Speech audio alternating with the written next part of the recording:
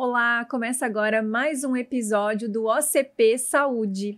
E hoje nós estamos recebendo o Dr. Ricardo Ferreira, urologista. Doutor, seja muito bem-vindo. Uma honra poder conversar com você. E vamos começar então conhecendo um pouco mais da sua história, por que a urologia entrou na sua vida. É uma história um pouquinho longa, né? Vou fazer agora em julho 33 anos de formado, né? Sou formado pela Universidade do Rio de Janeiro, a Unirio, que atualmente é a Faculdade de Medicina e Cirurgia, né? Uma instituição federal. Me formei em 1991, fiz residência médica no Hospital da Polícia Militar, no Rio. Trabalhei no Exército durante um ano, depois fui também staff do Hospital da Polícia Militar até o ano de 2006, quando eu vim para Jaraguá. Então eu estou aqui há 18 anos já, né? E a urologia entrou na minha vida quando eu era acadêmico ainda. Eu conheci um urologista, e que depois se tornou até meu sócio.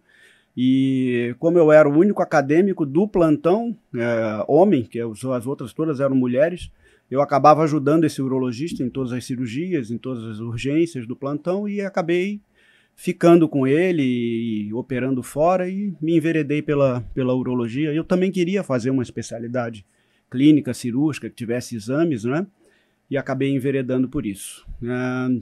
Bom, depois de muitos anos, depois que eu já estava aqui em Jaraguá, eu fiz também uma pós-graduação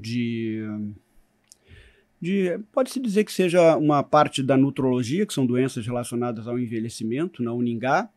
Depois fiz acupuntura, então eu sou acupunturista também, né? E agora eu estou mais focado na questão de reposição hormonal, na questão de tratamento de homens e andrologia, mas também de mulheres. Ótimo, doutor. E hoje, então, nessa área da urologia, qual é a principal procura dos pacientes em consultório, as principais queixas, preocupações? O urologista ele atende tanto homens quanto mulheres, né? Isso é uma coisa que às vezes as pessoas confundem, acham que o urologista é o ginecologista do homem, né? Não é bem assim. O urologista trata de doenças do trato urinário, né? Doenças cirúrgicas do rim, da bexiga, da parte genital masculina, mas também trata da parte do trato urinário feminino, né? Tanto que eu tenho algumas pacientes com incontinência urinária, alguns problemas vesicais, infecções urinárias de repetição, né? Cálculos. Então a gente sempre tem um público feminino também, mas é lógico que o público masculino é muito maior, né, pro urologista, e as queixas sempre são muito relacionadas ao envelhecimento, a maioria queixas prostáticas, né, pacientes com problemas de próstata, e o que vem crescendo, muito ultimamente é a questão da doença androgênica do envelhecimento masculino. O pessoal dizia que chamava-se andropausa, né? Que a mulher tem a menopausa e o homem, teoricamente, teria a andropausa, mas não existe andropausa. O que existe é a doença androgênica do envelhecimento masculino, que é a perda da testosterona, basicamente, no homem, que vai levando ao envelhecimento, e vão surgindo todos os outros problemas que vêm com essa perda da testosterona, né? Uhum. Falando então já da testosterona e dessa parte hormonal, então, que o doutor comentou que está agora mais focado nessa questão da reposição. Poderia falar um pouco mais sobre esse assunto de forma geral? Bom, a gente começa a perder os hormônios, a gente começa a perder os nutrientes a partir dos 35 anos, tanto homens quanto mulheres, né? O nosso pico de vitalidade é até os 35 anos. A partir dos 35 anos começa o nosso envelhecimento, né? E a gente não envelhece e perde os hormônios, a gente envelhece porque perde os hormônios. Então, na teoria, todo mundo deveria se preocupar em fazer uma modulação, em fazer uma reposição hormonal, né? Um controle dos seus hormônios a partir dos 35 anos. Né? Algumas mulheres perdem muito rapidamente e entram numa menopausa precoce, por exemplo, né? O homem, quando geralmente ele vai me procurar ali depois dos 45, 50 anos, já com queixas de perda de testosterona, né? Quais são essas queixas?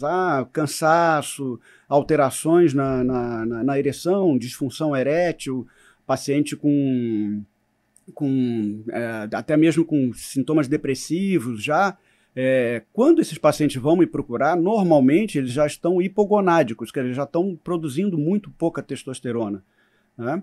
E isso não começa quando ele vai me procurar, isso já começou há algum tempo atrás, tá? Então isso é uma coisa que vem aumentando muito, a gente vem notando, né? E eu não estou me especializando, porque não é uma especialidade, mas estou me focando um pouco mais nisso, justamente porque essa procura está muito grande. Uhum.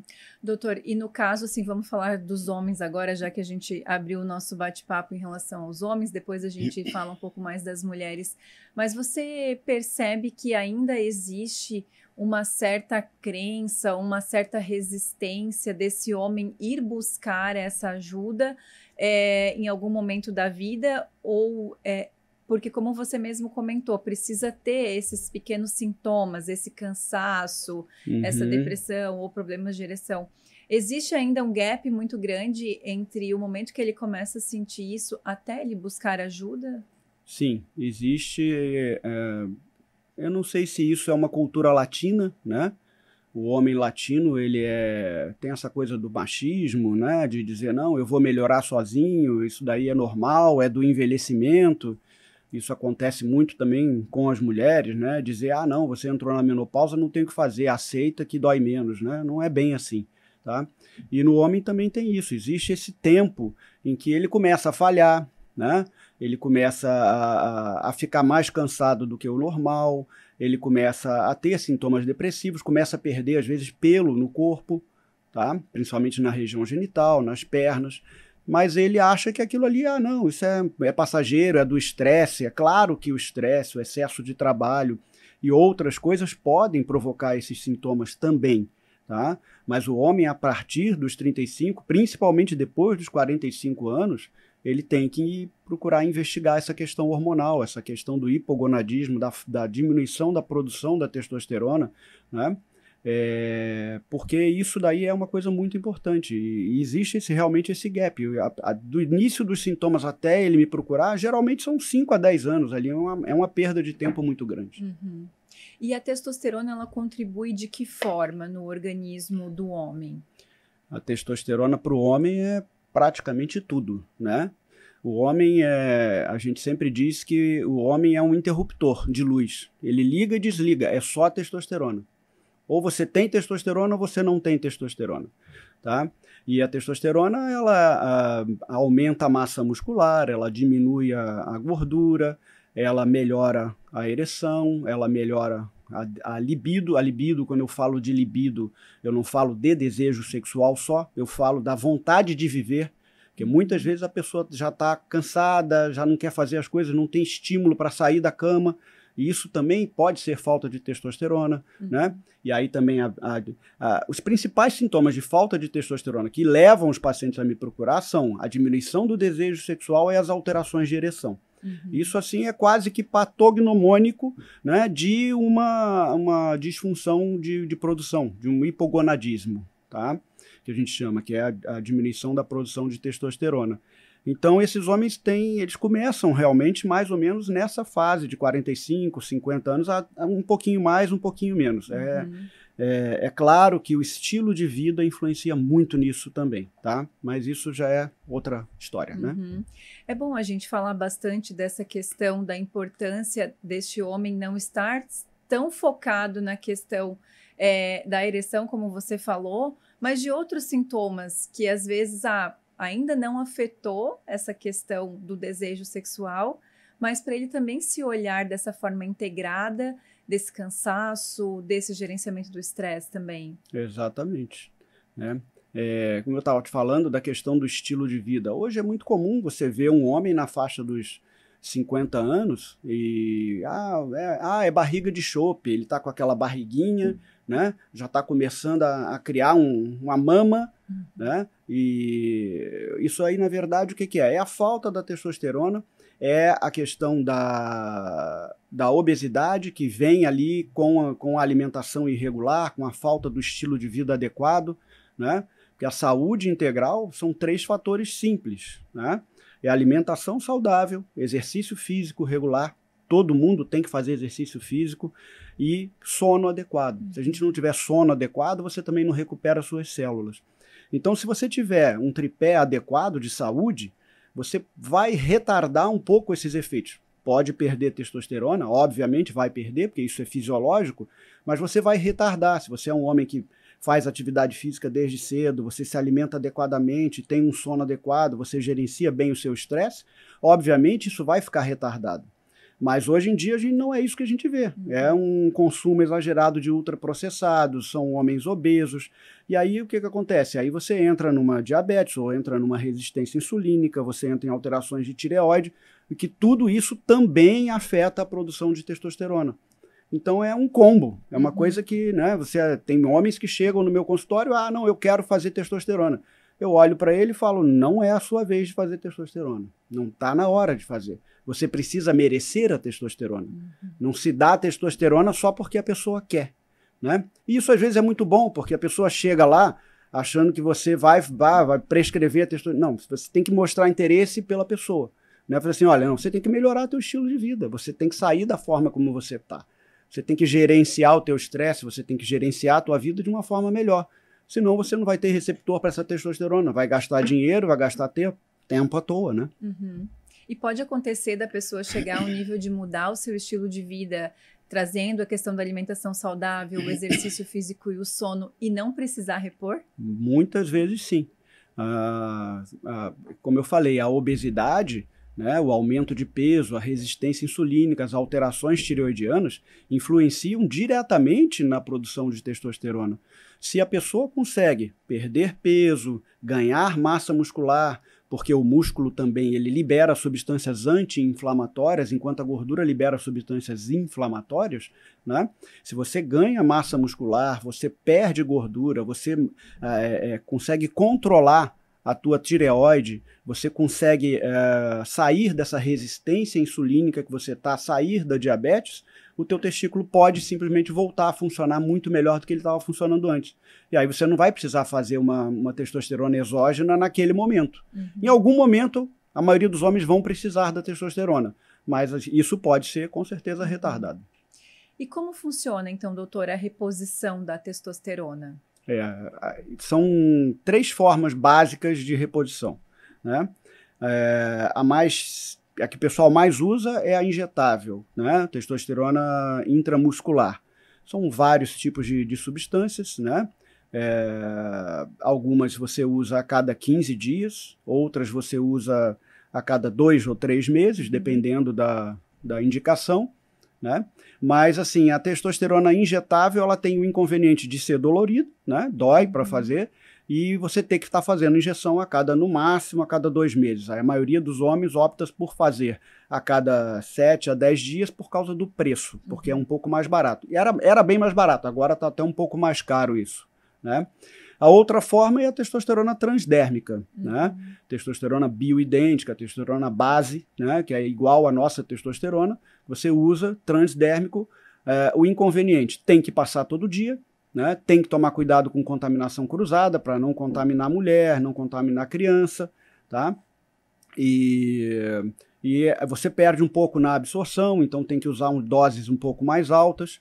Mas é uma via que também pode ser bem utilizada e quando bem indicada.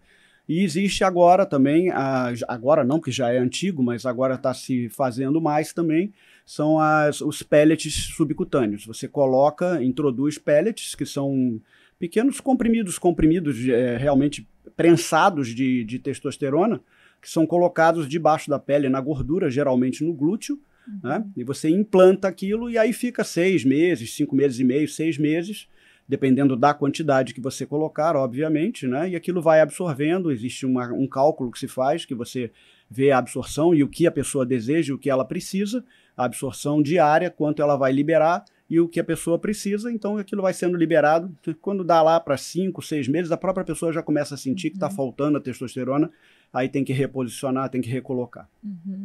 Doutor, e você poderia esclarecer um pouco mais essa questão da reposição? Porque eu percebo que existem alguns medos que envolvem a reposição hormonal, muitas histórias que a gente ouve por aí, às vezes nem são artigos científicos, enfim, trazendo a seriedade da reposição, os benefícios. Acho que essa relação, na verdade, mais de benefícios e do que está envolvido, até para as pessoas terem um pouco mais de segurança quando partir para uma reposição hormonal. Sim, esse é um problema muito sério, né? É aquela história de que uma mentira, ou nesse caso nem é uma mentira, mas um fato, uma coisa contada uma vez acaba se tornando uma verdade absoluta, o que não procede, tá? A testosterona, já existem diversos estudos, isso baseado em medicina séria, mostrando que a testosterona é fundamental para o homem. Você, por exemplo, nunca ouviu dizer que o homem jovem tem câncer de próstata. O homem jovem não tem câncer de próstata. Por quê? Porque a testosterona é um fator de proteção da próstata. Se o homem faz reposição hormonal, mesmo ele tendo um histórico familiar de câncer de próstata, ele está protegendo a próstata dele, né? Eu faço modulação hormonal há quase 10 anos. O meu avô morreu de câncer de próstata. O meu PSA é perfeitamente normal, tá? Então, assim, essa questão da testosterona, do medo que foi gerado, né, a dizer, é bomba. O que acontece? A maioria dos trabalhos científicos, até trabalhos sérios realmente, revisões de literatura que foram feitos, dizendo que a testosterona causa cardiopatia, que ela causa alterações hepáticas, né, causa tromboembolismo. Isso tudo foi feito, infelizmente, em cima de pacientes que usavam testosterona de forma errada. São aqueles bodybuilders, aqueles pacientes de academia, aqueles homens que tiveram eventos cardiovasculares, mas eles estavam usando testosteronas diversas. Então você não tem ali uma padronização, você não sabe o que aquele homem estava usando, a quantidade do que ele estava usando, como ele estava usando. Então são estudos enviesados, né? Claro que se você fizer uma quantidade enorme, né, de testosteronas, inclusive do mercado negro, que você injeta aquilo lá para ficar bombado, como eles dizem, né? Obviamente vai te trazer problema cardíaco, vai te trazer porque você está fazendo de forma errada. Agora, quando você modula o hormônio, quando você faz o que é fisiológico, o que a pessoa precisa, obviamente que isso não vai fazer mal a ninguém. É a mesma história do câncer de mama, do câncer na mulher, no câncer de útero, dizer, não, você não pode usar estradiol porque você vai ter câncer, tal. Então, a primeira pergunta que eu faço é o seguinte: alguém tirou o seu ovário? O ovário produz estradiol. Quando você não produzia o estradiol, alguém falou que você teve câncer de mama e alguém mandou tirar o teu ovário para você não ter câncer de mama?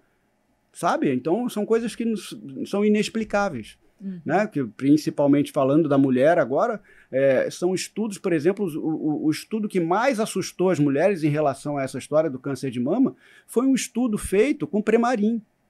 Premarin era o quê? Era um progestágeno, não era nem progesterona bioidêntica, era um progestágeno feito a partir de urina de éguas prenhas, de égua, entendeu? Então, assim, são coisas que a gente entende que são trabalhos sérios, tal, mas são trabalhos que não procedem quando você fala de uma fisiologia normal, né? A mulher precisa, você muda a vida de uma mulher menopausada, você muda a vida de uma mulher com endometriose, por exemplo, quando você introduz os pellets na pessoa. Aquilo muda completamente. Você tira a dor da pessoa, você melhora a vida sexual, você salva um casamento. Eu já vi pacientes, mulheres, que vão no consultório, fazem os implantes e começa a melhorar assustadoramente, e aí traz o marido vem, mas o que você fez com ela? Eu tenho que fazer também. Acontece isso, é muito comum. Maravilhoso. E já que entramos, então, no campo feminino, vamos falar um pouco das mulheres, né? Quais são esses hormônios, trazendo essa parte da reposição, mais importantes que as mulheres precisam estar conectadas, principalmente em relação aos sintomas, para saber qual é a hora de buscar uma ajuda profissional, uma orientação? As mulheres, normalmente, elas buscam quando elas entram na menopausa, né?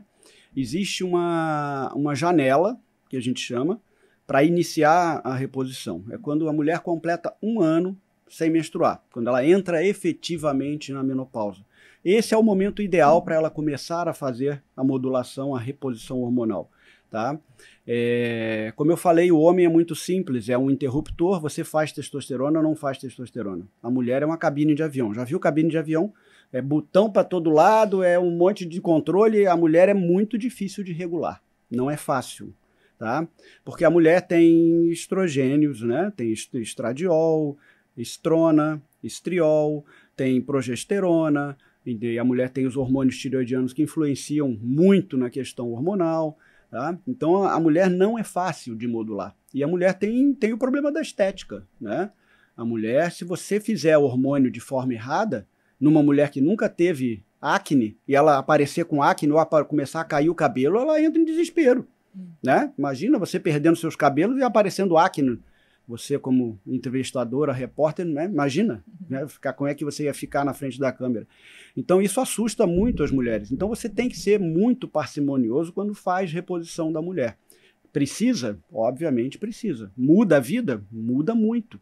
Que a mulher, quando entra na menopausa, ela começa o quê? A ter ressecamento vaginal, né? Começa a ter desconforto nas relações, começa a ter cansaço também, começa a ter dificuldade para fazer suas coisas no dia a dia. E eu já vi mulheres com diagnóstico de psiquiatra, de depressão, até bipolaridade, e que na verdade era falta de hormônio.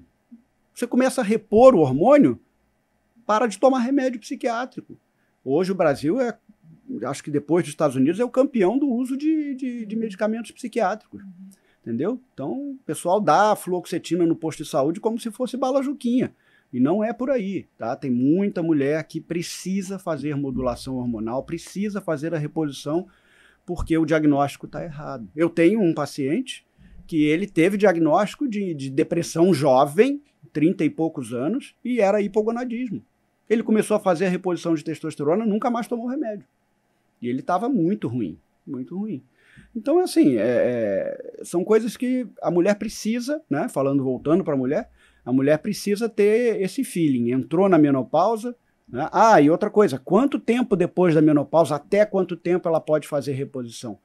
10 anos depois, até 10 anos. Eu não fiz nada, já estou na menopausa há 15 anos. Já é mais complicado. Não dá para sair fazendo um monte de estradiol, um monte de hormônio nessa paciente. O tempo perdido. Não dá para recuperar. Você pode melhorar. Existem outros hormônios que você pode fazer. Tá? Você pode melhorar a questão de performance, academia, porque você não tem somente os hormônios, né? Estradiol, que são os hormônios naturais, estradiol, testosterona. Você não tem, você tem outras substâncias que você pode usar. Você pode usar a ocitocina, por exemplo, que é o hormônio que diz que é o hormônio do amor, né? Que melhora o humor da pessoa. Você pode usar oxandrolona, que é um hormônio para aumentar o anabolismo, uma pessoa melhora a questão da massa muscular. Você pode usar gestrinona. Então tem outros hormônios que você pode usar na mulher, que você pode modular, e isso daí você vai mexendo e vai vendo como ela se comporta. Né? Não, eu fiz uma quantidade aqui de estradiol, de oxandrolona. Doutor, eu melhorei, mas eu não estou ainda 100%. Teve algum efeito colateral? Não, só melhorei. Melhorei 60%. Dá para a gente aumentar um pouco mais, dá para fazer um pouco mais, e aí até que chegue num 100%. É algo bem personalizado, muito, né? O hormônio é a cereja do bolo, e é o que eu falei, serve para a mulher o que eu falei para o homem. Você tem que merecer o hormônio. Você não pode chegar para mim, obesa, com diabetes, com hipertensão, com trombose, né, com histórico de trombose, e dizer, eu vou colocar o implante. Não, você não vai colocar, você vai melhorar o teu estilo de vida. A gente começa com testosterona, com hormônio transdérmico para essa mulher, e aí depois, quando ela melhorar o estilo de vida dela, quando ela sentir também que ela está melhor, aí sim ela pode merecer fazer um pellet, né, um implante. Doutor, e você percebe assim que mulheres que têm chegado nessa fase, né, da menopausa, que eu vejo que é uma passagem de fase da mulher, assim como a menarca, né, a primeira menstruação, então essa menopausa é uma nova passagem. Mulheres que vêm com um estilo de vida mais saudável acabam tendo menos sintomas? Sim. A questão dos sinais, dos sintomas da menopausa, praticamente todas as mulheres vão ter, mas isso vão ter graus realmente, tá? Algumas mulheres vão ter fogachos, por exemplo, muito mais intensos do que outras, né? Eu vou dar o exemplo, por exemplo, da minha esposa. A minha esposa fez 57 anos agora. Ela sempre foi saudável, sempre foi atleta, sempre fez atividade física desde novinha, tal. E ela menstruou até os 56 anos. Ela entrou na menopausa com 56, ficou um ano para entrar, para justamente entrar na menopausa, né? E já comecei a modulação dela também. E ela não teve muitos sintomas. O que ela tinha mais de sintoma? Ela tinha um pouco de calores, realmente, de fogachos. Ela acordava muito à noite, porque isso pode acontecer também, o despertar noturno, mais do que o normal. Mas ela não teve sintomas exacerbados. Tem muitas mulheres que têm muitos sintomas, né? Ressecamento vaginal intenso, dor para ter relação sexual, os fogachos são muito intensos. Então, cada mulher é uma coisa muito individual, mas cada mulher todas as mulheres, na verdade, vão apresentar alguma coisa. E o principal benefício acaba sendo, então, a qualidade de vida, de uma forma geral. Sempre a qualidade de vida. Você tem sempre que trazer essa pessoa para uma qualidade, pensando numa longevidade saudável, numa qualidade de vida, né? É como eu falei, o hormônio é a cereja do bolo. Você precisa primeiro trazer essa pessoa para aquela tríade que eu disse: alimentação saudável, exercício físico regular e sono adequado. Depois que você regula isso, essa pessoa merece o hormônio. Aí sim, claro que você, como eu falei, pode fazer um pouco antes, pode, até para estimular um pouco essa pessoa, até para mudar um pouco o eixo, mas para fazer doses plenas, só realmente depois que ela merece o hormônio. E doutor, assim como a testosterona, os hormônios femininos também existem a questão dos bioidênticos? Sim, sim. Todos os hormônios, falando do transdérmico e falando dos pellets, né? Todos os hormônios são bioidênticos, né? A gente não trabalha com hormônio que não seja bioidêntico. Isso eu estou falando da testosterona e falando do estradiol, né? E da ocitocina. São bioidênticos, né? São idênticos aos hormônios que a gente produz. Aí você tem os outros hormônios, que é a gestrinona, que é a oxandrolona, que é... Agora me fugiu. Mas enfim, são outros hormônios que aí não. São hormônios que você pode usar, substâncias que você pode usar para ajudar a regular esses efeitos colaterais, a não deixar que a pessoa tenha... Porque, por exemplo, a gente não faz progesterona. A progesterona ela é oral. É oral ou é em óvulo vaginal, ou a mulher coloca um DIU. Um DIU, por exemplo, de Mirena, que tem lá uma progestina, e você usa aquilo ali. E aquilo é para ajudar o quê? Se você começa a fazer estradiol numa mulher que já entrou na menopausa sem que haja uma contrapartida de progesterona, ela vai voltar a sangrar. Ela vai voltar a ciclar. Não é isso que ela quer, né? Já está um ano ali, ou às vezes a mais, 4, 5 anos sem menstruar, daqui a pouco começa a ter sangramento, né? Mas isso pode acontecer, de qualquer forma, mesmo usando doses baixas, pode acontecer. E isso tem que ser explicado, tem que ser falado. Toda vez que você vai usar hormônio numa pessoa, você tem que deixar bem claro quais são os efeitos colaterais. No homem, por exemplo, o homem jovem, né? Que quer usar doses suprafisiológicas para ganhar massa muscular na academia, né? Que quer ter um controle disso. Esse homem tem que saber que ele vai ficar infértil, mesmo que temporariamente. Porque quando você faz testosterona em altas doses, o testículo dele, você bloqueia o eixo natural, o testículo dele vai murchar, ele vai ficar com infertilidade. Então esse homem tem que saber, ou ele vai guardar o esperma num banco de esperma, se ele quiser ser pai depois, ou ele simplesmente não faz. Ou seja pai primeiro e depois faz. Né? Mas eles têm que saber, você tem a obrigação de passar isso para o paciente. E existe um tempo para isso, assim? Ou cada pessoa, porque cada organismo funciona de uma forma, né? Normalmente quando você... Não sei se eu entendi a sua pergunta, mas normalmente quando você suspende o o hormônio de um homem que está hipogonádico e porque você bloqueou o eixo e que está com alteração da produção dos espermatozoides, que está que está infértil temporariamente, você tem que dar um tempo ali, geralmente de 10 meses a 1 ano, para ele recuperar. Tá? E às vezes não recupera 100%, por isso que eu digo que isso tem que ser bem conversado. Né? Muito esclarecedor.